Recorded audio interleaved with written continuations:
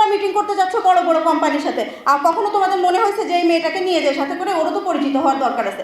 তোমরা মিটিং করো রাত 12টার সময়, 2টার সময় মিটিং করো। আমার হল গেট 10টায় বন্ধ হয়ে যায়। 10টার পরে যখন হল গেটে ঢুকতে যাই, হলে দাদুরাও বলে কোন জায়গা থেকে কি যেন মনে হয় করে আসছে। এই কথাটা তোমার শুনতে হয় না, এই কথাটা আমার শুনতে হয়, অহরহ শুনতে হয়। তুমি যখন হাফ প্যান্ট পরে বিচে যায় তুমি ছবি আপলোড করো, আমি শাড়ি পরে ছবি আপলোড করলে আমার ওখানে কমেন্ট আসে আমার মাথায় কেন ওড়না নেই। এই ব্যারিয়ারটা তোমার ছিল না, এই ব্যারিয়ারটা আমার আছে। এবং আমি ওই ব্যারিয়ারটা পার করে এসেও যে এখানে কথা বলতে পারছি, তোমাদের সমান অধিকার চাওয়ার মতো এই সক্ষমতাটুকু আমার হয়েছে, এইটার জন্য আমি তোমাদের থেকে আমার নিজেকে ক্যাপাবল মনে করি।